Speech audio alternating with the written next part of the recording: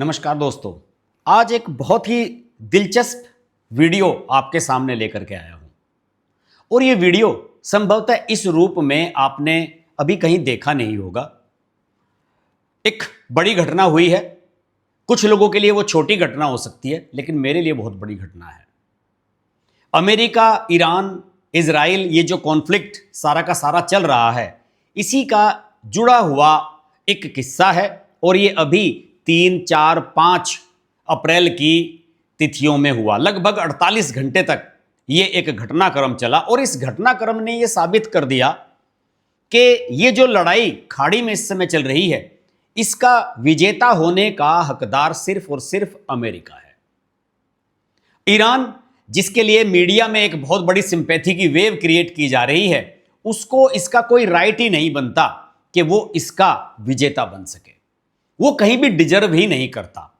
और सैन्य क्षमताओं की बात हो या फिर अपने लोगों के प्रति भावनाओं की बात हो, उसमें अमेरिका का कोई तोड़ नहीं है। क्या आप यकीन कर सकते हैं कि अपने एक सैनिक को बचाने के लिए अमेरिका ने $30 करोड़ यानी कि $300 मिलियन खर्च कर दिया हो?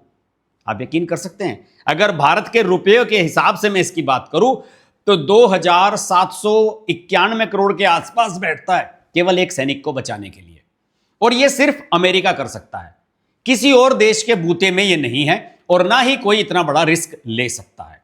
आप सोच रहे होंगे कि एक आदमी को बचाने के लिए इतनी रिस्क क्यों ले गई? देखिए, यह परसेप्शन की लड़ाई है। आपके लिए अगर आपका एक भी सैनिक दूसरे के चंगुल में फंस गया तो आपके लिए सारी लड़ाई लड़ना बेकार है। आपको उसे वहां से बचाना ही होगा और यह अमेरिका ने करके दिखाया है और दूसरे देशों को इसको फॉलो करना चाहिए। और यही एक उदाहरण बताता है कि अमेरिका किस स्तर पर इस लड़ाई को लेकर के जा रहा है। डोनाल्ड ट्रंप ने तो आज एक सोशल मीडिया पर पोस्ट भी डाली है, जो उनका सोशल मीडिया हैंडल है ट्रुथ सोशल। हालांकि ट्विटर पर भी उसके स्क्रीनशॉट्स वायरल हो रहे हैं और उन्होंने पूरी चेतावनी दी है।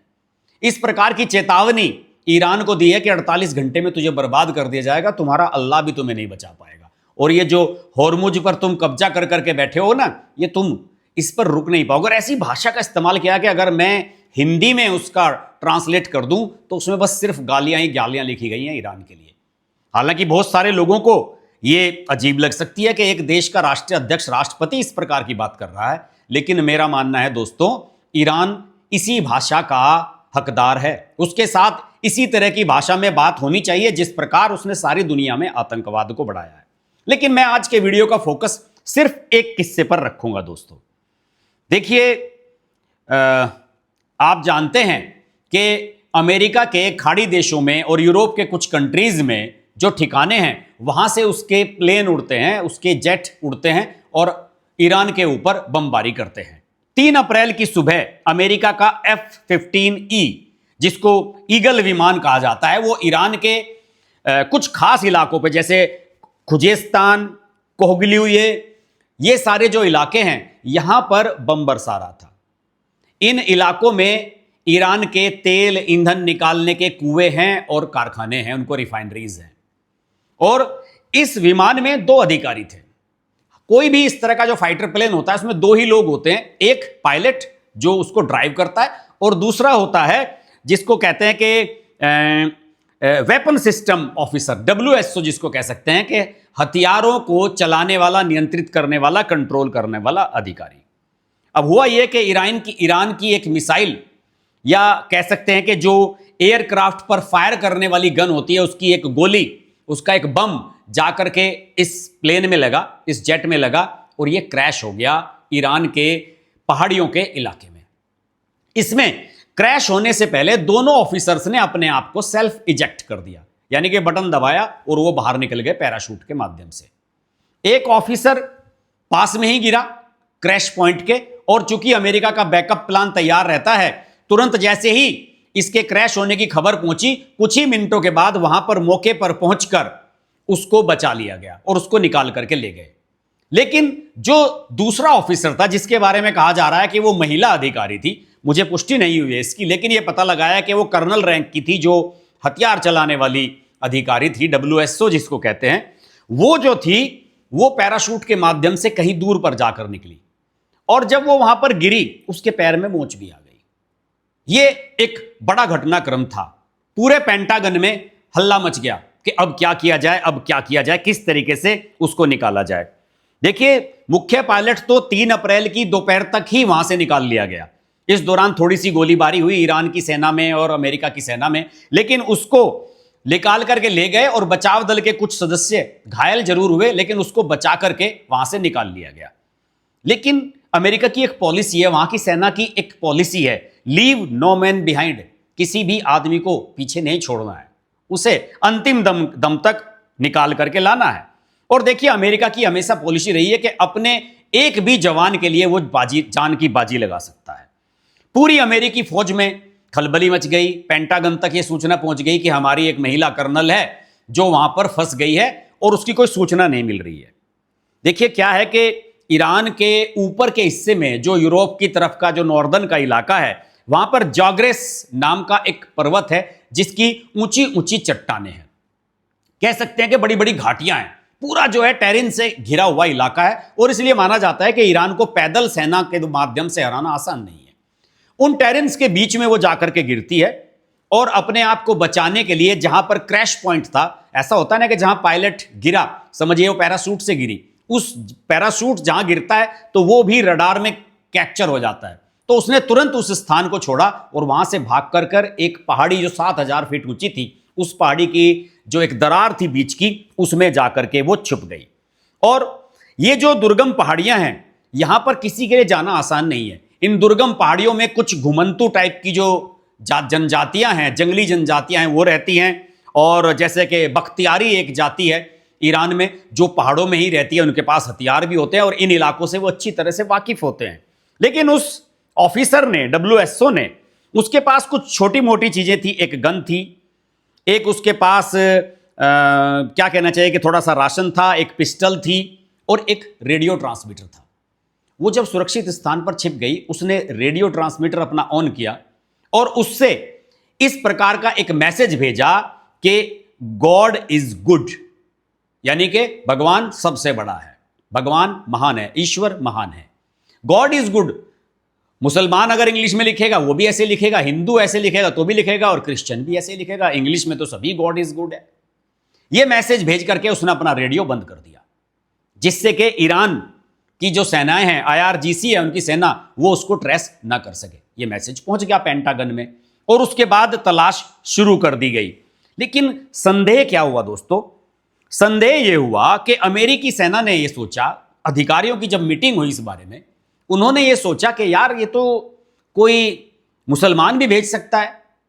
जैसे मुसलमानों में कहते हैं अल्लाह अकबर, अल्लाह सबसे बड़ा है। तो हो सकता है किसी ने उस रेडियो को, ईरान के किसी सैनिक ने उस रेडियो को कर्नल से कब्जा लिया हो और उसके माध्यम से हमें मैसेज भेज करके बंद कर दिया हो।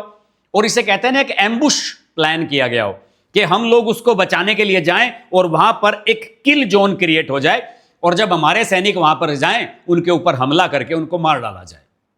बड़ा अजीबोगरीब स्थिति हो गई कि क्या किया जाए। उच्च अधिकारियों को बताया गया, सैन्य अधिकारियों को इस बारे में अवगत कराया गया। इवन कर्नल के परिवार से भी बात की गई और उनसे ये पूछने की कोशिश की गई कि क्या कर्नल इस प्रकार का मैसेज भेज सकती हैं। मुझे अभी भी नहीं पता कि वो महिला हैं या पुरुष हैं, लेकिन मुझे जानकारी मिली है कि वो महिला है। तो उनसे पूछा गया कि क्या वो इस प्रकार का मैसेज भेज सकती हैं। उन्होंने कहा कि वो तो बहुत गॉड फियरिंग लेडी है, वो तो निश्चित रूप से इस प्रकार का मैसेज भेज सकती है और भगवान में उनका बड़ा भरोसा है।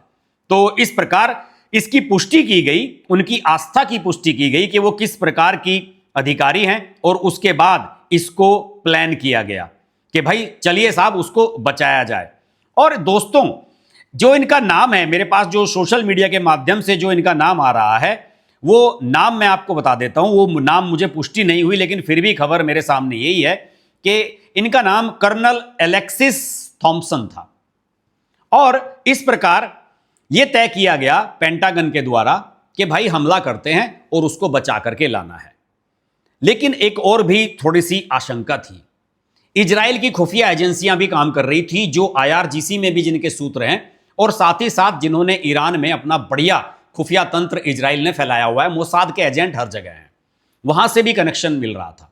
तो इसमें यह तय किया गया कि भाई थोड़ा सा टाइम बाई किया जाए, किसी प्रकार उसको अगर वहां से निकालना है तो उसके लिए समय की आवश्यकता है, और समय कैसे हो, वो समय आवश्यक था बाई करना। दूसरी ओर ईरान ने एक बदमाशी की। ईरान ने जैसे ही वो पहला पायलट बचा करके अमेरिका गया, दूसरा पायलट उसे पता लगा कि लापता है, तो उसने रेडियो पर और टेलीविजन पर एक मैसेज जारी कर दिया कि जो भी उस लापता अधिकारी या कर्नल जो भी पायलट था उसके बारे में अगर अब सूचना देगा उसे $60,000 की बड़ी रकम दी जाएगी।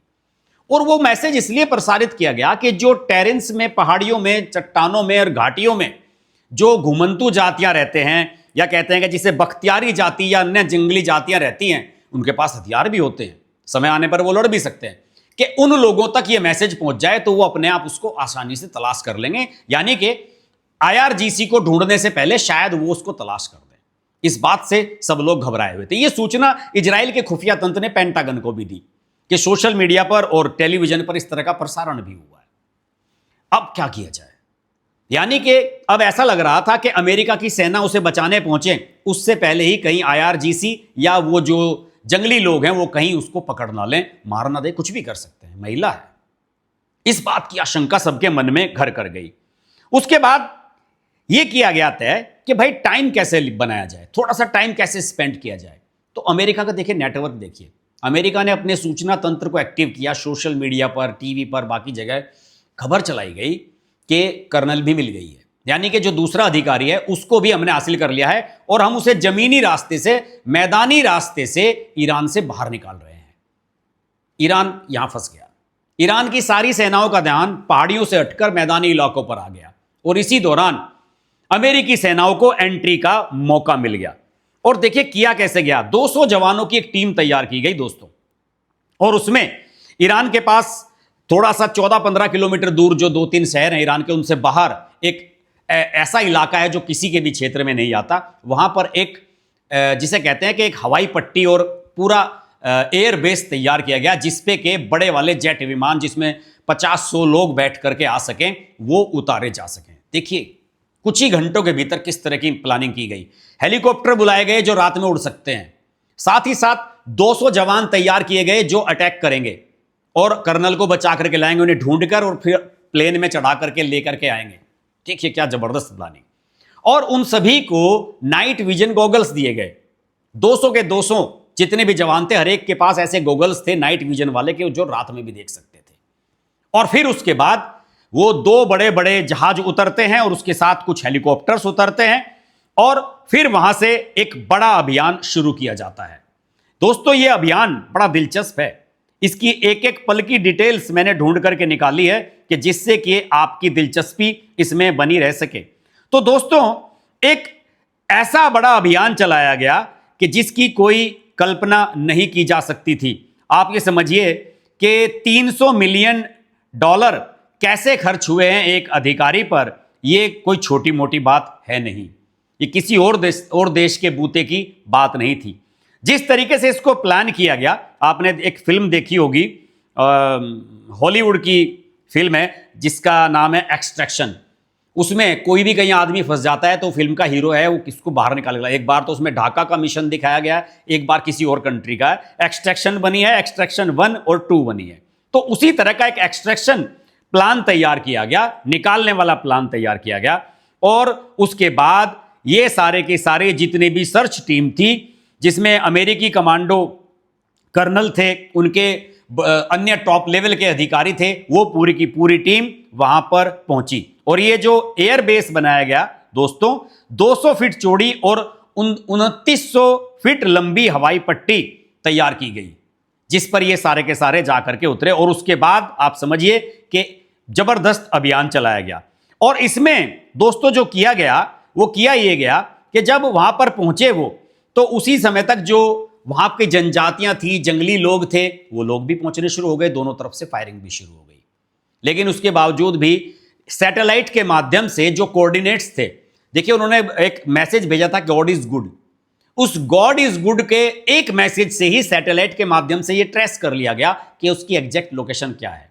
वहीं पर टीम पहुंचती है अमेरिका की और उसको बचा करके ले जाते हैं अपने साथ उस एयरबेस तक, गोलियों की बौछार के बीच में से। एक भी अमेरिकी सैनिक घायल नहीं होता है दोस्तों, किसी का कुछ नहीं बिगड़ता है। लेकिन जब वो लेकर के उसको वहां पहुंचते हैं, उस अपने एयरबेस पर पहुंचते हैं, तो वहां पर थोड़ी सी समस्या आती है। और समस्या ये आती है दोस्तों कि जो दो प्लेन इनको लेकर के आए थे, जो जेट लेकर के आए थे, उनके पहिए मिट्टी में धंस गए, क्योंकि टेम्परेरी वहां पर एक ट्रैक बनाया गया था, उसमें मिट्टी में धंस गए और वो उड़ नहीं पा रहे थे। एक हेलीकॉप्टर भी जो फायरिंग हो रही थी वहां पर, ईरान की सेना कह सकते हैं, या वहां के जो जंगली लोग थे उनके बीच में एक हेलीकॉप्टर भी डैमेज हो गया। अब ऐसे में क्या किया जाए? अब ये हुआ कि साहब ये बड़े बड़े जहाज थे जिनको MC-130 हरक्यूलिस कहा जाता है, और ये परिवहन विमान, बड़े वाले विमान थे, और इनके पहिए धंस गए, हेलीकॉप्टर भी फंस गया। तो ये किया गया कि साहब इनका किया जाए। तो इस तरीके से तैयार ये किया गया दोस्तों, फैसला ये किया गया कि बैकअप प्लान बुलाया जाए, यानी कि दूसरे जहाज आए, हेलीकॉप्टर आए। वो हेलीकॉप्टर तो पीछे से आ ही रहे थे, वो तब तक पहुंच गए, और फिर टॉप लेवल के अधिकारियों से ये पूछा गया कि क्या हम अपने ये जो दो विमान हैं, या हमारा जो हेलीकॉप्टर, या बाकी जो चीजें हमारी खराब हो गई हैं यहाँ पर, क्या हम उनको इसी हालत में छोड़ें या कुछ और करें? तो ऊपर से ऑर्डर आए कि अगर आप इसी हालत में छोड़ करके आओगे तो ईरान की सेना या कोई और लोग इसका दुरुपयोग कर सकते हैं, इसलिए बम के धमाके से उड़ा दो। और सारा का सारा उड़ा दिया गया। इसमें मैं बताता हूं दोस्तों, इसमें जो नुकसान हुआ है, भयंकर नुकसान हुआ है। इसमें एक, पहले आप इनका विमान गिरा था 1F-15E, जो जिसमें दोनों ये पायलट थे। इसके बाद इन्होंने एक 1A-10 थंडरबोल्ट, वो ईरान द्वारा मार गिराया गया था, और दो MC-130 हरक्यूलिस वो स्वयं नष्ट किए गए, और इसके अलावा एक हेलीकॉप्टर नष्ट किए गए, 4 MH-6 लिटिल बर्ड वो स्वयं नष्ट किए गए, और 2 ब्लैक हॉक जो इस सुरक्षा यंत्र हैं वो नष्ट किए गए। इस प्रकार से इतनी सारी चीजें नष्ट करने के बाद, उन्हें बम से धमाके से उड़ाने के बाद, कर्नल को उठाया गया वहां से, और कर्नल को सेफली पहुंचा दिया गया कुवैत में, जो अमेरिका का अड्डा है। आप सोच सकते हैं दोस्तों कितनी बड़ी घटना है, और अमेरिका अपने एक जवान के लिए कितना कुछ कर सकता है। आप समझ रहे हैं ना? 30 करोड़ डॉलर, 300 मिलियन डॉलर, लगभग 3000 करोड़ रुपए की मशीनरी बर्बाद कर दी अमेरिका ने इसके लिए। कुछ लोग सोशल मीडिया पर लिख रहे हैं टैक्स पेयर्स का पैसा बर्बाद कर दिया। भैया, टैक्स पेयर टैक्स इसलिए देते हैं ना कि हमारी सेनाओं के ऊपर खर्च किया जाए, हमारी इंफ्रास्ट्रक्चर पर खर्च किया जाए। मूर्ख लोग हैं जो इसमें अमेरिका की आलोचना कर रहे हैं। अमेरिका की तारीफ होनी चाहिए कि उसने अपने एक जवान को बचाने के लिए कितना स्ट्रेंथ लगाया और कितना सिस्टम लगाया। और देखिए दोस्तों, अमेरिका के मुकाबले ईरान को बहादुर बताने वालों को यह बता दूं कि अमेरिका अपने यहां से, अगर हवाई यात्रा की बात करूं तो 10,300 किलोमीटर दूर है वाशिंगटन से, जो तेहरान है ईरान की राजधानी, और समुद्री मार्ग से तो इससे भी ज्यादा दूर है, 15,700 किलोमीटर है। इतनी दूर जाकर अमेरिका लड़ाई लड़ रहा है। ईरान के तो बस की एक बम फेंकना भी नहीं है ईरान में अमेरिका में जाकर, तभी तो वो गल्फ कंट्रीज पर, छोटे छोटे जो गल्फ कंट्रीज है उन पर बम बरसा रहा है। तो कायर कौन है, अमेरिका या ईरान? समस्या यही है दोस्तों कि इस दुनिया में गलत काम करने वाले के साथ ज्यादा आ जाते हैं, जो आदमी सही काम कर रहा है उसके खिलाफ लोग खड़े हो जाते हैं। डोनाल्ड ट्रंप को बहुत सारे लोग मेंटल कह सकते हैं, लेकिन मैं तो इस प्रकरण के बाद, ये जो किस्सा मैंने आज आपको सुनाया, अपने एक अधिकारी को बचाने के लिए इतना बड़ा अभियान, मैं तो सैल्यूट करता हूं डोनाल्ड ट्रंप को। हर देश में ऐसा राष्ट्रीय अध्यक्ष होना चाहिए जो अपने देश के लिए, अपनी सेनाओं के लिए कुछ भी कर सकता है, किसी भी हद तक जा सकता है। और यह तय मान लीजिए दोस्तों, ईरान जैसा देश जो अपने लोगों को मरवा रहा है बिना वजह से, ईरान जैसा देश कभी भी आइडियल किसी का नहीं हो सकता। लोगों को अगर वास्तव में अनुपालन करना है तो अमेरिका का करना चाहिए कि किस तरीके से, देखिए, अपने एक जवान को बचाने के लिए पूरी जान लगा दी, और इजराइल ने उसका पूरा सपोर्ट किया। बेंजामिन नेतन्याहू ने ट्वीट भी किया है, और इजराइल की जो पूरी खुफिया एजेंसी थी, वहां के जो सेना अध्यक्ष हैं इजराइल के, वो पेंटागन के जो हेड हैं, उनके साथ डायरेक्ट पूरे अभियान में हॉटलाइन पर एक्टिव रहे। इसे कहते हैं अमेरिका। क्या आपको लगता है कि इसके बाद भी अमेरिका को हराने की क्षमता ईरान में है? 100 साल में भी ईरान अमेरिका को नहीं हरा सकता। आज के वीडियो में इतना ही। बहुत मेहनत से वीडियो बनाया है। अगर वीडियो अच्छा लगे तो लाइक कीजिए, शेयर कीजिए। हमारा चैनल अभी तक सब्सक्राइब नहीं किया है तो आज कम से कम इसे सब्सक्राइब अवश्य कर लीजिए। नमस्कार। अगर आपको हमारी वीडियो पसंद आई तो वीडियो को लाइक करें, चैनल को सब्सक्राइब करें और नोटिफिकेशंस के लिए बेल आइकन को प्रेस करें।